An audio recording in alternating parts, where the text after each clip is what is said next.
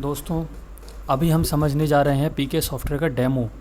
ठीक है, इसे हमें कैसे यूज़ करना है, कैसे इसमें हमें प्रोडक्ट्स बनाने हैं, कंपनी बनानी है, परचेज़ चढ़ानी है, सेल काटनी है, बिल कैसे प्रिंट आउट करना है, ये सारी चीज़ें हम आज इस वीडियो में सीखने वाले हैं। ठीक है, इसके लिए सबसे पहले हमें अपना सॉफ्टवेयर ओपन करना है। ये हमने इसका यूज़र नेम पीकेएस और पासवर्ड में 5 बार पी एंटर करके अपने सॉफ्टवेयर को ओपन कर लिया। ओपन करने के बाद ये जो हमारा मेन इंटरफेस है ये आपकी स्क्रीन पे भी डिस्प्ले हो रहा है। ठीक है, फ़ाइल के अंदर ही हमारा सारा का सारा बिलिंग का काम होगा। Sale, purchase, debit credit note, godown stock, customer, supplier, company, product, जो भी सारे हमारी बिलिंग से रिलेटेड चीज़ें हैं वो सारी हमारी फाइल्स में होंगी। जितना भी रिपोर्टिंग का काम होगा, हमें किसी भी चीज़ की sale, purchase, GST, stock, price list, debit credit note की रिपोर्ट, जो भी रिपोर्ट निकालनी है वो सारी की सारी रिपोर्ट में निकलेगी। ठीक है, तो हमें अभी फ़िलहाल फ़ाइल में जाके हमें अपना कंपनी बनानी है। जिन भी कंपनियों के हम प्रोडक्ट सेल करते हैं वो कंपनियों के नाम हम इसमें ऐड करेंगे। सबसे पहले हम कंपनी में जाएंगे, कंपनी में जाने के बाद ऑल में जाएंगे। ठीक है, यहाँ पे सॉफ्टवेयर के अंदर हमारे पास कॉमन की दे रखी हैं, F8 से न्यू, F7 से मॉडिफायर, F6 से डिलीट। हमें कुछ भी नई कंपनी, नया प्रोडक्ट, नया सप्लायर, नया बिल, ठीक है, XYZ हमें कुछ भी न्यू बनाना हो तो उसके लिए हम F8 प्रेस करेंगे। हमें उसके अंदर कुछ भी मॉडिफिकेशन करना हो उसके लिए F7 प्रेस करेंगे। हमें उसको डिलीट करना हो तो हम F6 प्रेस करेंगे। ओके, तो हमें यहाँ पे सबसे पहले बनानी है हमें न्यू कंपनी। न्यू कंपनी बनाने के लिए हम दबाएंगे यहाँ पे F8। हमने F8 प्रेस किया। F8 प्रेस करने के बाद हमें यहाँ पे न्यू कंपनी का नाम देना है। सपोज़ हम जो भी कंपनियों का काम करते हैं, हमारे पास एक कंपनी है सिप्ला। Okay, Cipla LTD। ठीक है, हमने डाल दिया सिप्ला। इस तरीके से हमने इसको एंटर करके ओके एंड एक्सिट पे ये कंपनी सेव हो जाएगी।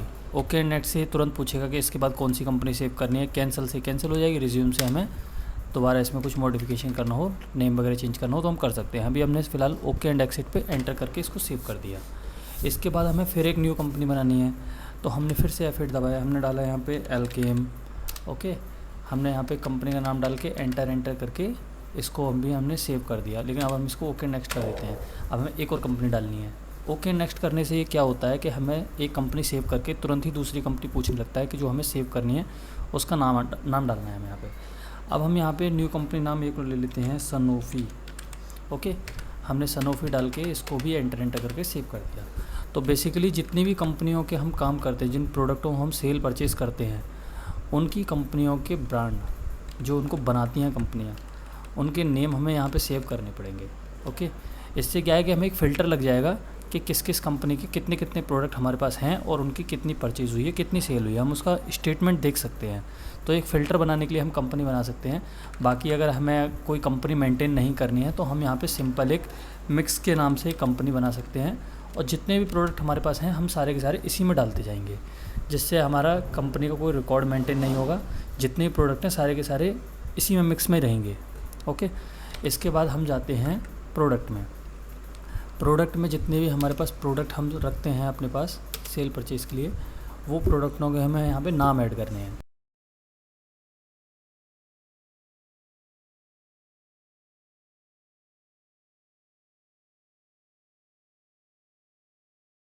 अगर कोई सिरप होता है, ठीक है, तो हम उसकी सिरप की पैकिंग डालेंगे ml में। कितने ml का है, 100 ml, 200 ml, 50 ml, जितना भी ml है वो हम यहाँ पे उसकी पैकिंग डालते हैं। उसके बाद यहाँ पे एंटर करेंगे। पैकिंग डालने के बाद यहाँ पे हमें डालनी होती है इस प्रोडक्ट की कंपनी पे जैसे ही हम एंटर करेंगे यहाँ पे कंपनियों की लिस्ट खुल जाएगी। उनमें से हम वो कंपनी चूज़ करेंगे जिस कंपनी का ये प्रोडक्ट है। अब हम यहाँ पे जैसे सनोफी चूज़ कर लेते हैं। ठीक है, इसके बाद आता है HSN कोड डाल देंगे हम इस प्रोडक्ट का और GST डाल देंगे। प्रोडक्ट बनाने के लिए अभी हम क्या कर रहे हैं, केवल प्रोडक्टों के नाम ऐड कर रहे हैं।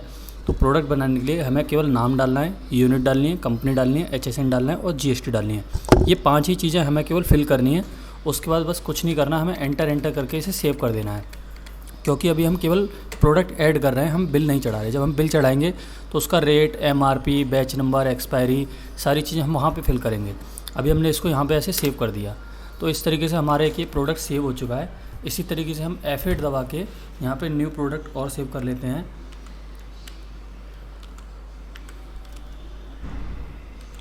नाइजोनाइड 500 टैबलेट। ओके, हमने इसकी पैकिंग डाल दी 1/10। ओके, इसके बाद ये कंपनी पूछता है, कंपनी हम इसकी कंपनी जो भी कंपनी होती है वो डालते हैं। अगर हमें कंपनी मेंटेन नहीं करनी है, इसको मिक्स वैरायटी में डालना है तो हम इसको मिक्स में डाल सकते हैं। इसके बाद इसका HSN कोड और GST हमने यहाँ पे डाल के एंटर करके इसको भी सिंपली ऐसे ही सेव कर दिया। तो ये तो हो गया हमारा कंपनी बनाना और प्रोडक्ट बनाना। इसके बाद आता है हमारा सप्लायर, जिससे हम माल ख़रीदते हैं। सप्लायर बनाने के लिए हम सप्लायर में जाएंगे, ऑल में जाएंगे। ऑल में जाने के बाद यहाँ पे हमें दबाना है F8। हमें कुछ भी नया बनाने के लिए F8 ही दबाना होता है। हमारा सॉफ्टवेयर के अंदर की जो है फिक्स है इस चीज़ के लिए, ये कॉमन की है। कुछ भी नया बनाना हो उसके लिए F8, मॉडिफाई करना हो F7, डिलीट करना हो F6। ठीक है, तो अब हम यहाँ पे जैसे नया सप्लायर बनाने के लिए हम यहाँ पे दबाते हैं F8। F8 दबाने के बाद हम यहाँ पे डालेंगे सप्लायर नेम, जिससे हम माल ख़रीदते हैं उस सप्लायर का नाम डालेंगे यहाँ पे। सपोज़ हम माल ख़रीदते हैं अग्रवाल मेडिकल एजेंसीज। ठीक है, इसके बाद एंटर करेंगे तो यहाँ पे मांगता है उसका GST नंबर पार्टी का। GST नंबर हम यहाँ पे ऐसे ही डाल देते हैं अभी।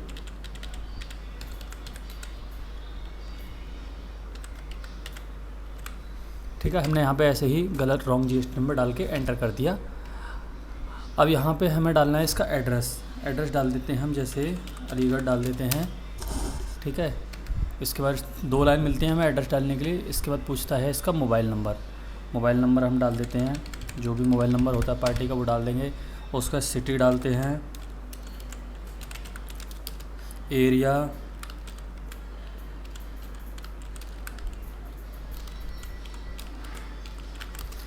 डाल देंगे, उसका पिन कोड पार्टी का, फूड लाइसेंस नंबर, जो भी फूड लाइसेंस नंबर होता है वो यहाँ पे फूड लाइसेंस नंबर पड़ जाएगा, DL नंबर पड़ जाएगा। ठीक है, जो भी DL होता है पार्टी का वो DL यहाँ पे डाल देंगे, एंटर करेंगे। DL एक्सपायरी, आधार नंबर की ज़रूरत है नहीं क्योंकि ऑलरेडी हम GST और ये DL वगैरह फिल कर चुके हैं। उसके बाद सिंपली बस एंटर करके इसको सेव कर देंगे। ये सेव हो गया। जितने भी हमारे सप्लायर जिनसे हम माल ख़रीदते हैं उन सब के नाम इसमें यहीं पे हमें ऐड करने हैं। ठीक है, सिंपली F8 दबा के पार्टी की पूरी डिटेल फिल करके एंटर करके पार्टी सेव हो जाती है। सेम प्रोसीजर होता है कस्टमर बनाने का। कस्टमर में जाएंगे, ऑल में जाएंगे, F8 दबाएंगे। जैसे हम बना लेते हैं XYZ, या हम कुछ भी ले लेते हैं, चलो अरुण मेडिकल स्टोर। हमने इस तरीके से डाल दिया। हमारे पास 2 तरीके की पार्टी होती है, एक GST एक नॉन GST। जो GST वाली पार्टी होती है उसकी हम B2B सप्लाई काटते हैं, जो नॉन GST होती है उसकी B2C सप्लाई काटते हैं। अब हम यहाँ पे दोनों ही तरीके के कस्टमर बना के देख लेते हैं। अभी हम बनाते हैं नॉन GST पार्टी, जिसके पास GST नंबर नहीं है। ठीक है, इसका address, city, area, pin code, mobile number, PAN number, Aadhaar number, food licence, DL expiry, उसकी DL की सारी चीज़ें हम यहाँ पे फिल कर सकते हैं। ठीक है, ये डालने के बाद हमें सिंपली इसको एंटर करके सेव कर देना है। अब एक पार्टी हम एक और बना लेते हैं। एक पार्टी हमने स्टोर में डबल लग गया, एंटर कर दिया। GST नंबर डाल देते हैं हम इसका ऐसे ही।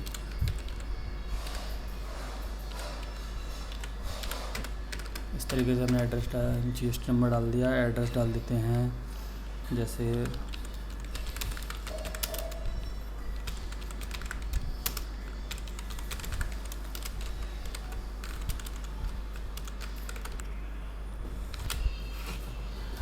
मोबाइल नंबर, पैन कार्ड, आधार कार्ड, DL नंबर, ये सब डालने के बाद हम इसको ओके इंडेक्स पे सेव कर देंगे। ये हमारी दोनों पार्टियाँ सेव हो चुकी हैं। तो अब हम क्या है, ये हमारे चारों स्टेप कंप्लीट हो गए। कंपनी, प्रोडक्ट, सप्लायर, कस्टमर, ये हम चारों बना चुके हैं। तो अब हम नेक्स्ट स्टेप पे बढ़ते हैं। हम चढ़ाएंगे परचेज़ चढ़ाने के लिए हम परचेज़ में जाएंगे, परचेज़ बिल में जाएंगे।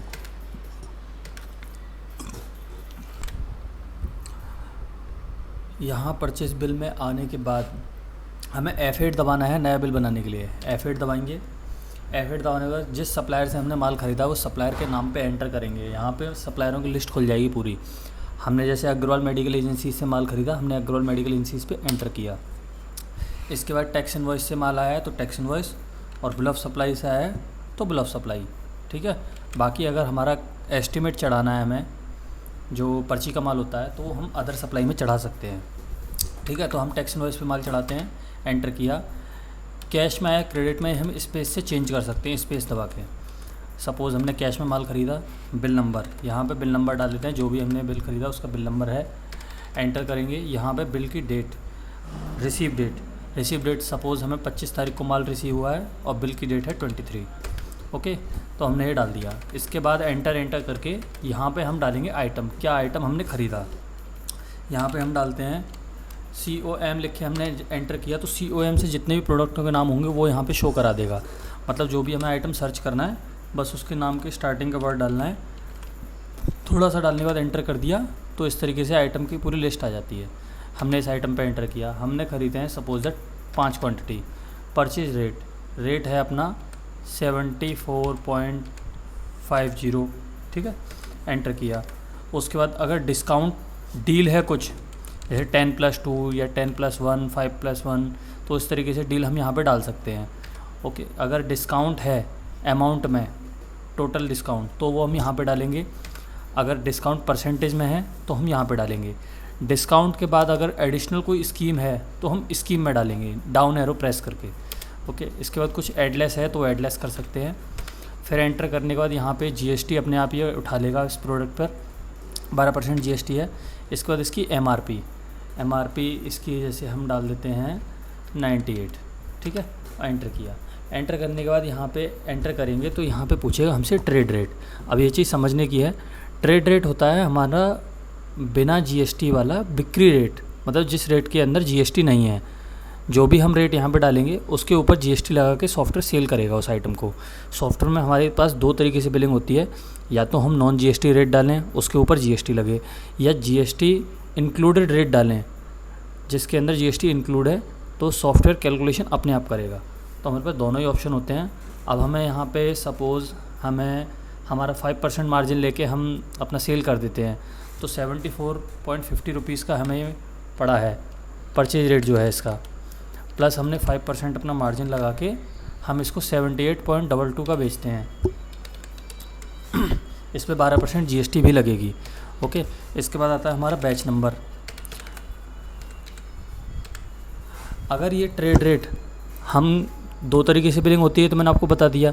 अगर हमें नेट रेट पर बिलिंग करनी है तो हम ट्रेड रेट में कुछ भी डाल दें, उससे कोई फ़र्क नहीं पड़ता। हम यहाँ पे 1 डाल के 2 डाल के भी एंटर करके इसे पास कर सकते हैं, ठीक है।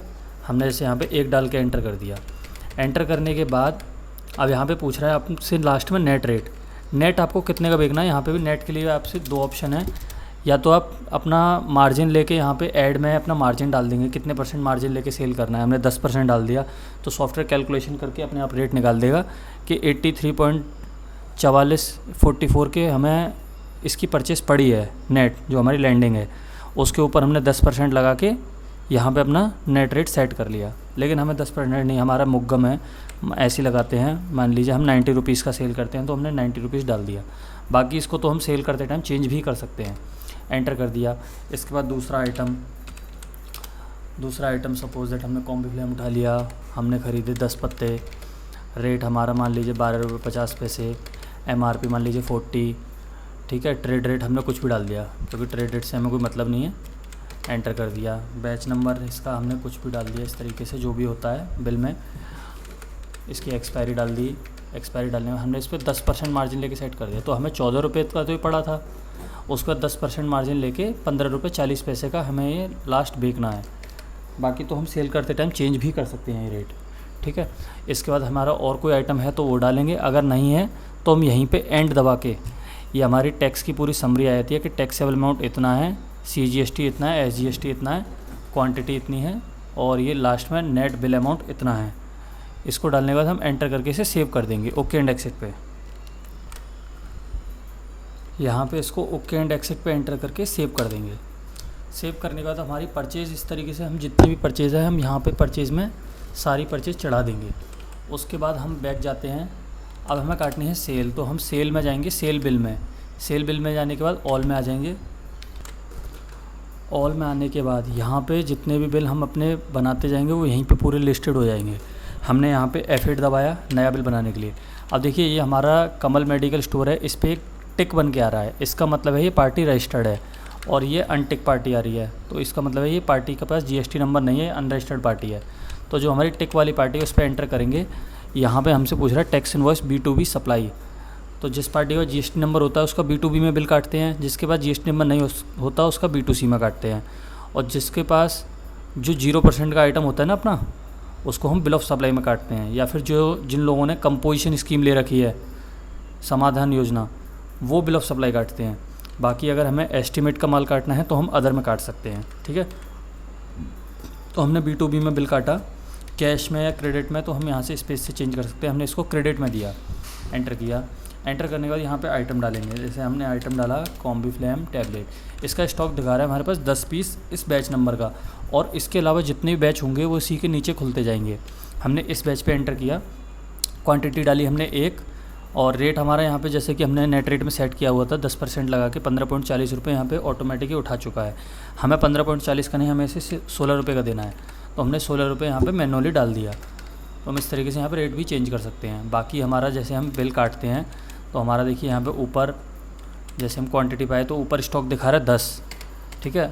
हम रेट पे आए तो रेट पे हमारा ऊपर दिखा रहा है MRP इसकी 40 रुपीज़ है और नेट परचेज़ हमारी 14 रुपये की है। उसके हिसाब से हमें इस पर 12.5% का मार्जिन मिला, जिसकी फ़िगर बनती है नीचे शो कराता है यहाँ पे 2 रुपये, ठीक है। और यहाँ पे बिल का पूरा टोटल भी दिखाता है कि हमने बिल में पूरा टोटल कितना मार्जिन कमाया। इसके अलावा हमने ये प्रोडक्ट उठाया, ये बैच नंबर है इसका, हमने 2 पीस बेचे, ठीक है। 78 रुपये की इसकी 78.96 रुपये की इसकी परचेज़ है, 90 रुपये का हम इसे सेल कर रहे हैं, 12.3% का मार्जिन मिल रहा है। टोटल इस प्रोडक्ट पे हमें मिल रहा है 22 रुपये का मार्जिन। देखिए इस तरीके से यहाँ पे दिखा रहा है 22.08, इस प्रोडक्ट पे 22.08 है, इस पे 2 है, तो टोटल हमें पूरे बिल पर 24 रुपये 8 पैसे का मार्जिन मिल रहा है। यहीं पे डायरेक्टली आपको शो कराता है, ठीक है। एंटर कर दिया। इसके अलावा और कुछ आइटम देना है तो हम यहाँ पे डाल देंगे, अगर नहीं देना तो हम सिंपली यहाँ पे एंड दबा के प्रिंट एंड नेक्स्ट पे एंटर कर देंगे, तो प्रिंट आउट भी निकल जाएगा, बिल सेव भी हो जाएगा। और ओके एंड एक्सिट पे एंटर कर देंगे तो खाली बिल सेव होगा, प्रिंट आउट हम कभी भी निकाल सकते हैं बाद में भी, ठीक है। तो हमने प्रिंट एंड नेक्स्ट पे एंटर किया। प्रिंट एंड नेक्स्ट पे एंटर करने के बाद यहाँ पे फॉर्मेट पूछता है। फॉर्मेट जैसे मेडिकल में जो ज़्यादातर लोग मैक्सिमम फॉर्मेट चलाते हैं वो F फॉर्मेट ही चलाते हैं, क्योंकि इसके अंदर नेट रेट वगैरह सारी चीज़ आती हैं। इस पर एंटर प्रेस करते ही हमारा प्रिंट आउट निकल जाएगा। हम इसको भी निकाल नहीं रहे, हमने इसको एस्केप कर दिया, ठीक है। तो हमारा एक बिल जो हमने बनाया हुआ है कमल मेडिकल स्टोर का, यहाँ पे शो करा रहा है। इसके अलावा हमें एक और बिल बनाना है, तो हमने फिर से F8 दबाया, पार्टी उठाई। अब ये जो पार्टी है इसके पास GST नंबर नहीं है, तो इसका S सीरीज़ में बिल बनाएंगे B2C सप्लाई में। इस पर एंटर किया, कैश में दिए, क्रेडिट में, स्पेस से चेंज कर सकते हैं। जिसका भी बिल हम क्रेडिट में बना देते हैं उसका लेजर ऑटोमेटिकली मेंटेन हो जाता है। जो भी उसका पेमेंट आता है वो हम पेमेंट उसके बिल पे चढ़ा भी सकते हैं। उसके लिए मैं अलग से वीडियो बना दूंगा कि पेमेंट कैसे चढ़ाना है। तब तक आप इस वीडियो को लाइक कीजिए, मेरे चैनल को सब्सक्राइब कीजिए, ताकि आगे आने वाली वीडियोज़ आप कभी भी मिस ना कर सकें। बेल आइकन को भी ज़रूर दबाइए। एंटर करेंगे। इसके बाद हमने यहाँ पे प्रोडक्ट डाला कॉम्बीफ्लैम, जैसे हमने 5 पत्ते दिए, ये दिए हमने 17 रुपये के हिसाब से, तो हमें 15 रुपये का पूरा मार्जिन मिला। इसको हमने एंड दबा के ओके एंड एक्सिट पे एंटर कर दिया, ठीक है। अब हमें इसका बाद में प्रिंट आउट निकालना है, तो प्रिंट आउट निकालने के लिए देखिए हमें सॉफ्टवेयर के अंदर वैसे छोटी छोटी कॉमन कीज़ जो दे रखी हैं वो नीचे शो करा रही होंगी। F8 से न्यू, F7 से मॉडिफायर, F6 से डिलीट, F5 से गो। मतलब जो भी हमारी बिल की लिस्ट जब लंबी हो जाएगी तो हमें किसी पर्टिकुलर बिल नंबर पर पहुँचना हो तो हम यहाँ पे F5 दबाएंगे और यहाँ पे बिल नंबर डाल के उस बिल पे डायरेक्टली पहुँच सकते हैं। इसके अलावा हमें अगर बिल में कुछ एडलाइज करना हो, कुछ अलग से पर्टिकुलर अमाउंट डालना हो, तो हम F9 प्रेस करके एंटर करके यहाँ पे एडलेस कर सकते हैं। पर्टिकुलर में कुछ लिख भी सकते हैं नोट बिल के लिए, ठीक है। इसके अलावा हमें इसका प्रिंट आउट निकालना है, तो हम इस बिल पे बाहर ही F2 कर देंगे। F2 किया, F2 करने के बाद एंटर करके हम इसका प्रिंट आउट कभी भी निकाल सकते हैं, ठीक है। ये तो हो गया आपका सॉफ्टवेयर का सेल परचेज बेसिक आपका हमने समझा दिया है। बाकी अगर आपको कोई भी डाउट होता है तो मेरा नंबर आपको मिल जाएगा कमेंट इसमें डिस्क्रिप्शन में, ठीक है। तो आप वहाँ से मुझे कांटेक्ट कर सकते हैं। अगर डेमो चाहिए तो डेमो भी हम आपको प्रोवाइड करा सकते हैं ऑनलाइन, ठीक है। बाकी मैं सॉफ्टवेयर में आपको थोड़ा सा और कुछ बता दूं कि यूटिलिटी में जाके ये आपका डेटा बैकअप आता है। जब हम सॉफ्टवेयर यूज़ करते हैं तो हमारा जो भी सॉफ्टवेयर है हमारे पीसी में पड़ा हुआ होता है। सपोज़ हमारे पीसी में अगर कोई प्रॉब्लम आती है तो हमारा डेटा कहाँ से निकलेगा, उसके लिए क्या करेंगे, हम सॉफ्टवेयर के डेटा का जो भी है हम बैकअप अपने पेन ड्राइव में लेके रखेंगे। अब मैं आपको पेन ड्राइव में बैकअप लेना और समझा देता हूँ। पेन ड्राइव में बैकअप लेने के लिए हमें अपनी पेन ड्राइव लगानी है पीसी के अंदर। पेन ड्राइव जैसे हमने लगा दी, पेन ड्राइव लगाने के बाद पेन ड्राइव की हमें ड्राइव देखनी है कौन सी ड्राइव बन रही है। अब ये मेरी पेन ड्राइव है, इस पेन ड्राइव का ड्राइव नेम बन रहा है ई, ठीक है। अभी पेन ड्राइव में बैकअप देना है, पेन ड्राइव की ड्राइव है हमारी ई।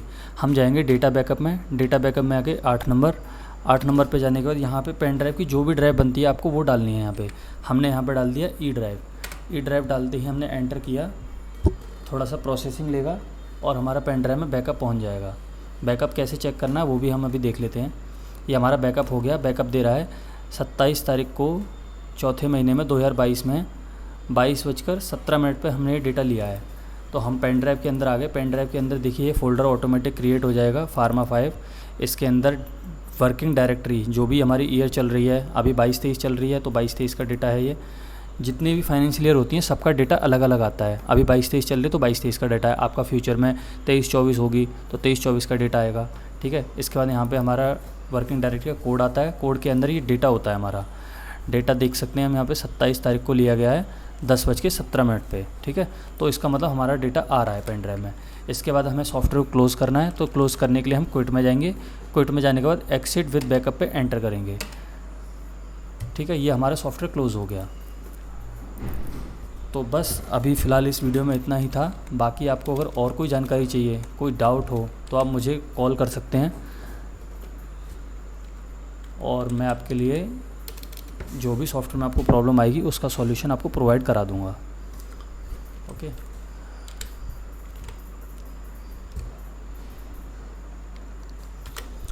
हमारे साथ जुड़े रहने के लिए आपका बहुत बहुत धन्यवाद। वीडियो को लाइक करें, कमेंट करें। कोई भी आपको क्वेरी है, कोई भी डाउट है, आप कमेंट कर सकते हैं। मैं आपका जवाब वहाँ पे आपको ज़रूर दूंगा।